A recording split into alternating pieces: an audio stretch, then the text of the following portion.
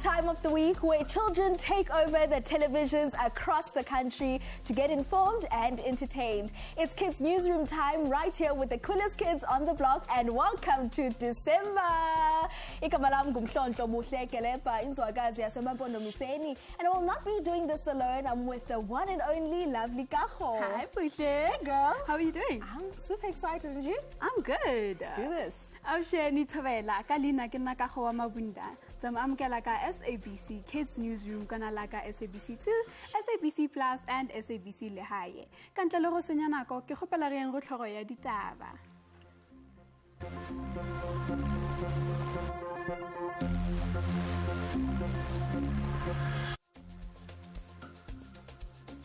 It's World AIDS Day today. We find out how those born with HIV survive. We close off the show with hip-hop dancer Lizzie. These and many more stories later on in the bulletin.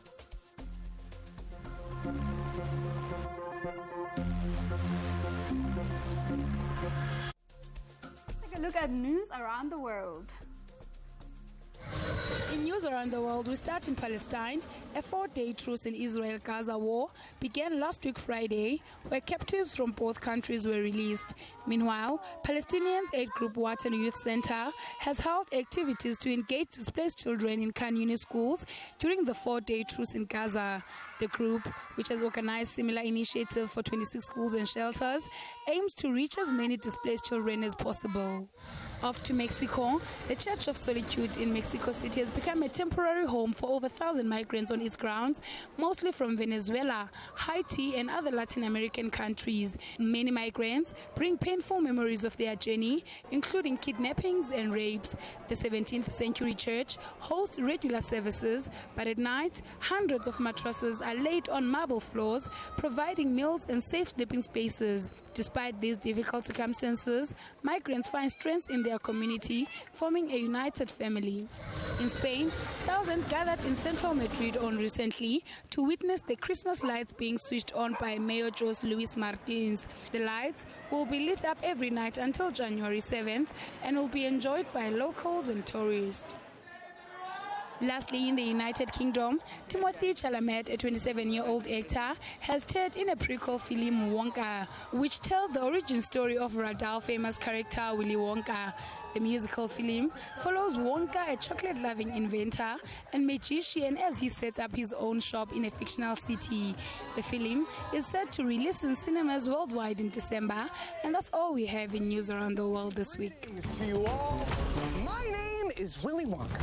You see, I'm something of a magician. Prepare to be amazed. As you are aware, we are currently observing the 16 days of activism for no violence against women and children. As part of this campaign, Dlalisa Moyeni Foundation hosted a boys' conference in Pretoria recently. The purpose was to teach and support boys who do not have father figures in their lives and take them through a mentorship program. Meanwhile, in Pietermaritzburg, a non-profit organization called Ingema launched a campaign called I Am a Man and I Fight Against Gender-Based Violence. Our producer, Given Musuyani, filed this report.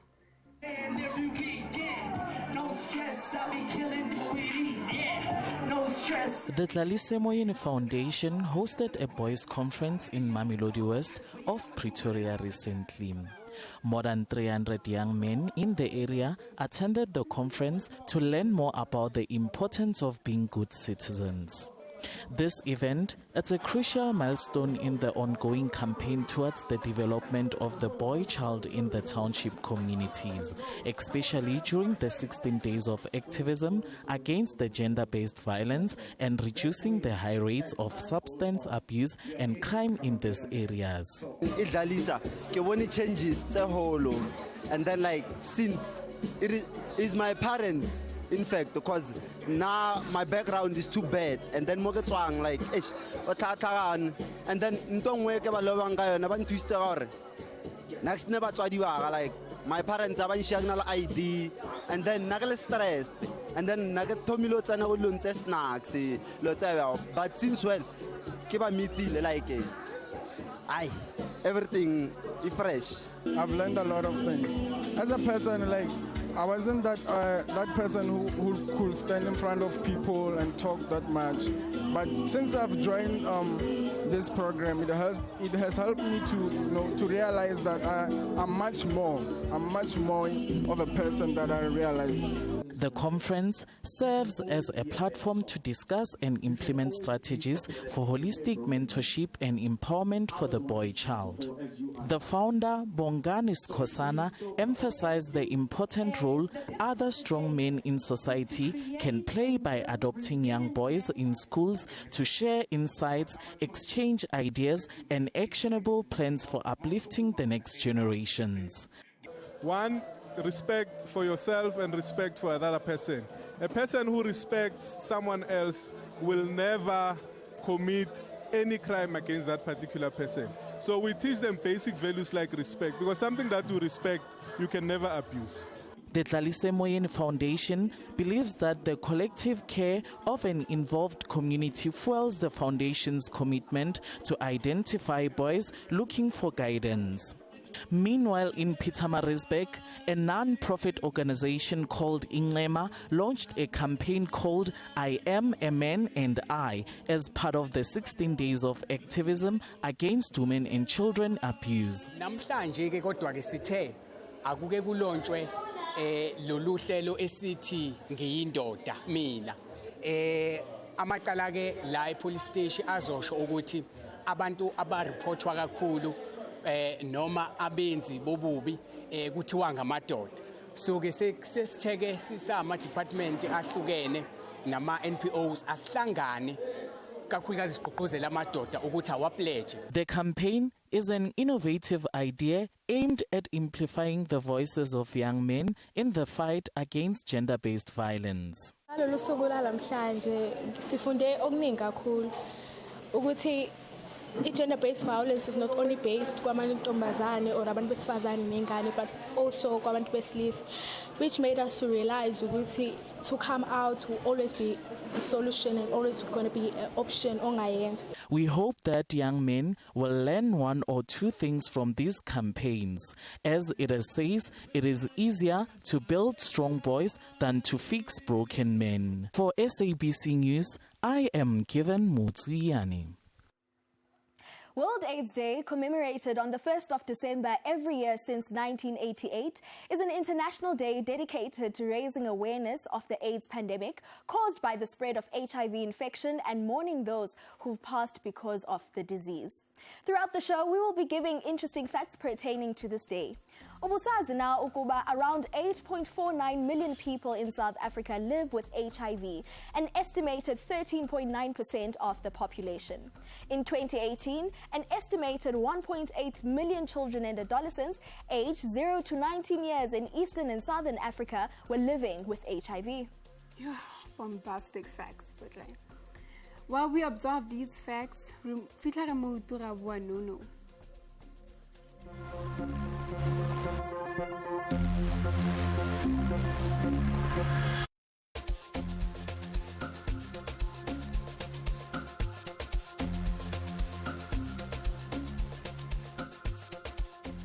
Welcome back. You are still watching Kids Newsroom right here on SABC2.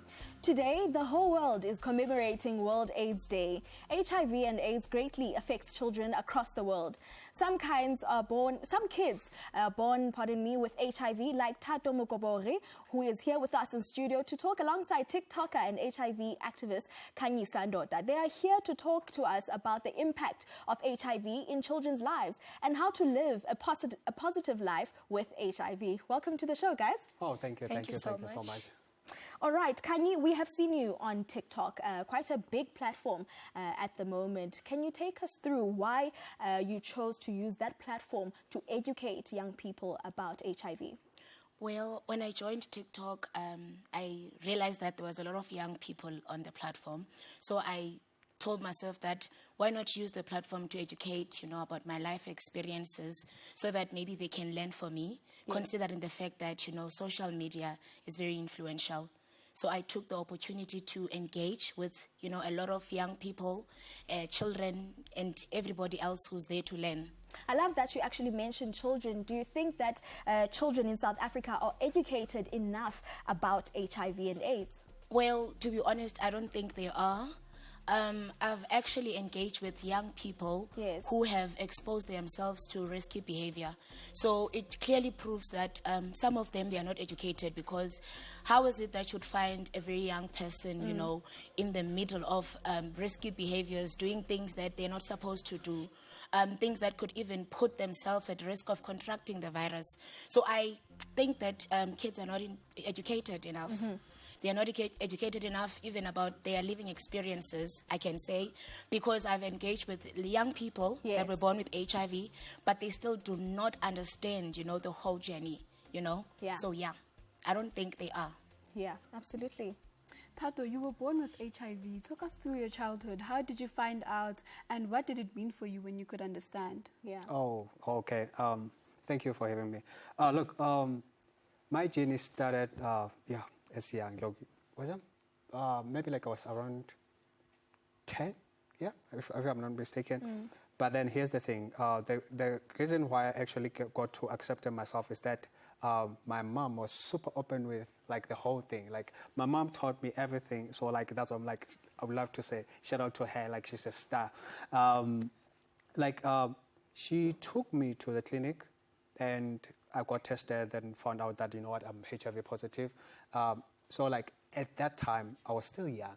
So like I didn't understand how like whatever like that was being said, you know, even like people coming to like discriminate me and all stuff. Like I didn't understand like the concept of HIV and all stuff. But then my mom tried to the point where like she planted confident in me that, you know what, at the time that I understood what HIV is, like I was so super confident that, you know what, even if you try to attack me saying that, hey, you're HIV, you cannot do this and that and that and that, don't do this and that and that, I'll be like, okay, no, like I feel good, like, but then I think you are the one who needs like education because you don't understand this. You're still like taking HIV as in like when it was first when it first started, and then now we're living like in a moment whereby HIV just like flu, just like there are like a lot of like diseases that are out there that, you know what, that you have to worry about than HIV, because like HIV, like you just have to like take your meds right. You know what, if you take your meds right, you listen to the doctor, then you're just going to like live like a healthy life. Because like I haven't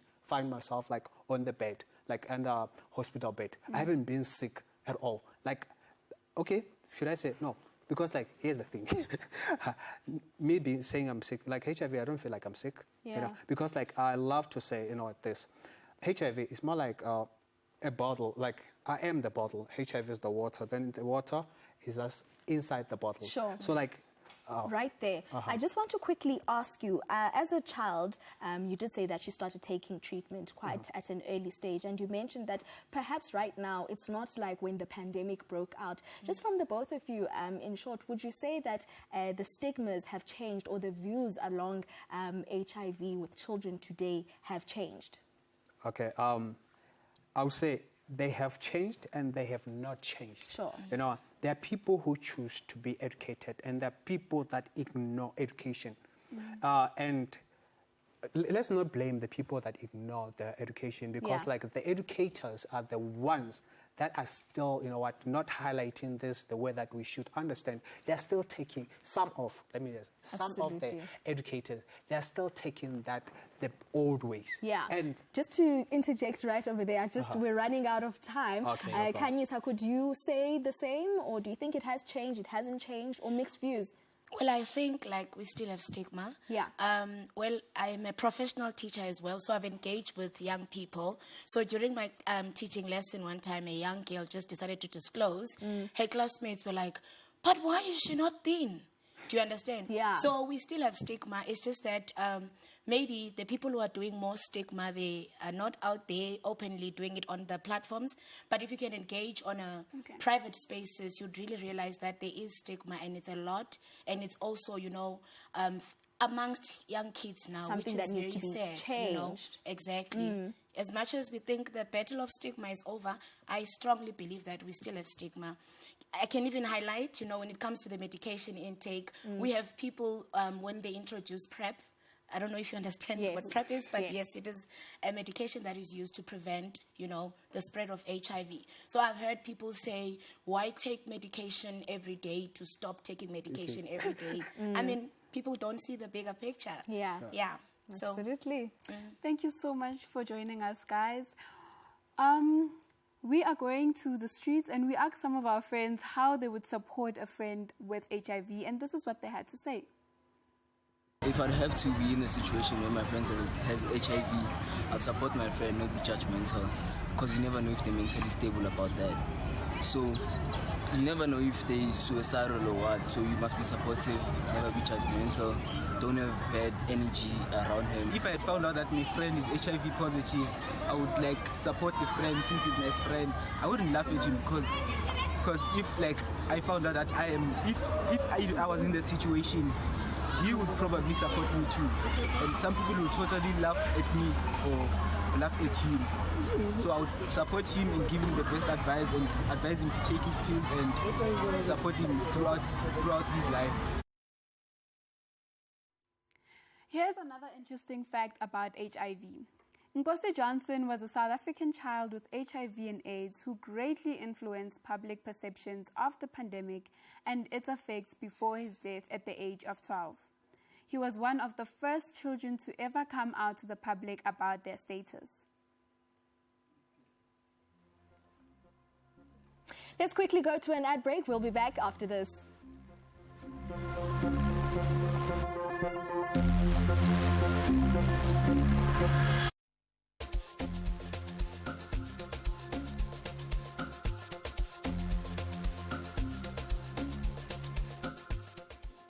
Welcome back to Kids Newsroom right here on SABC2. Last interesting fact about HIV. People with HIV who are diagnosed early and who get and stay on ARVs can keep the virus suppressed and live long and healthy lives. Well, that's some great news.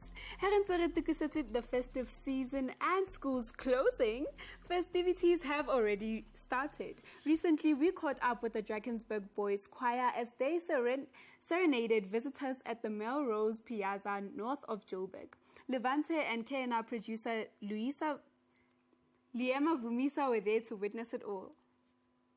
I'm searching for the spirit of the great heart to hold and stand me by. I'm searching for the spirit of the great heart under African sky. Melrose Piazza in the north of Joburg, partnering with SA Harvest and the Drakensberg Boys Choir, came to a standstill recently as it was turned red and green to kick off the festive season. This year's show was themed The Season to Sparkle. The ticket sales will benefit both SA Harvest, a non-governmental organization committed to feeding the homeless with nutritional food, and the Drakensberg Boys Choir. And what a joyous day it was, with children not able to hide the spark in their eyes. Good evening, how are you? Good, and you? I'm well, thanks. Can you please tell me what your favorite part of this event was? What was your highlight? My highlight was the Afro thing, and it was really fun, lots of excitement. Congratulations to the boys, well done.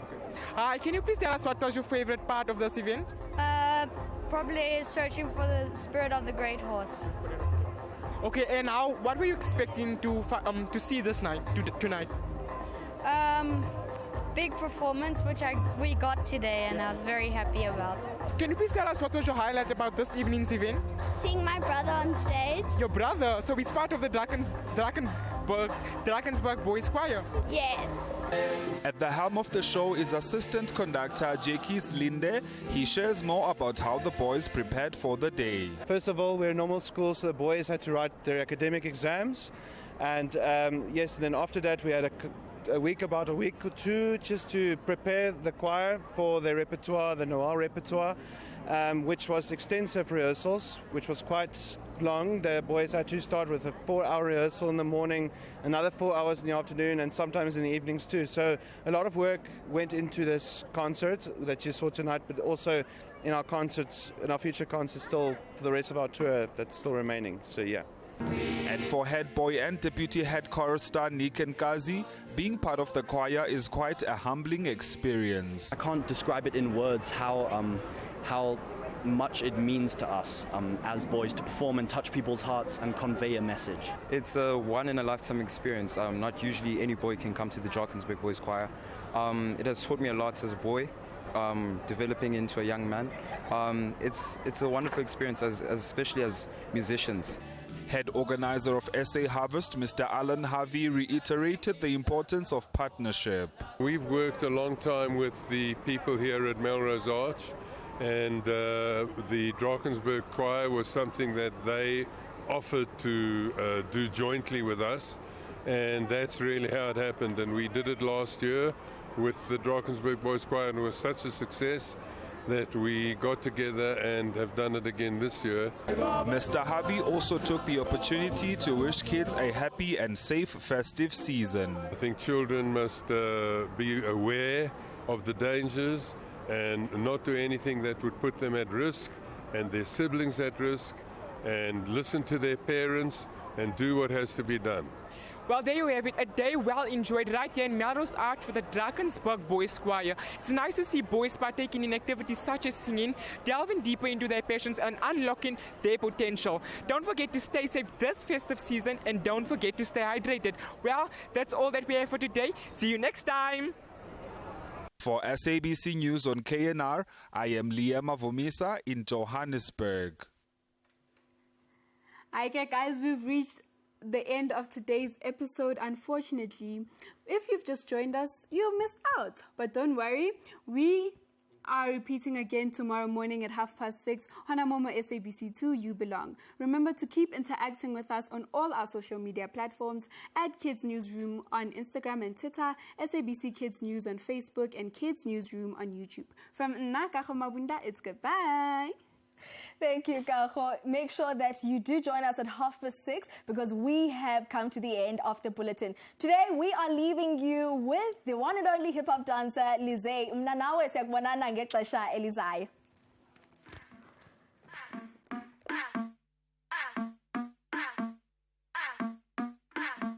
When the queen come through like the Red Sea.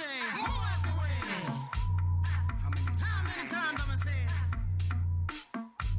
It's a home run with the clean touch bears. Rock up, bitch, rock up, bitch, rock up. Humble like we probably come up. Don't make it turn into trouble. Cause we coming straight out the jungle. Rock up, bitch, rock up, bitch, rock up. Humble like we probably come up. Don't make it turn into trouble. Cause we coming straight out the jungle. Move, move, move, move. Yeah, you gotta move, move. Anything you do will be held against you.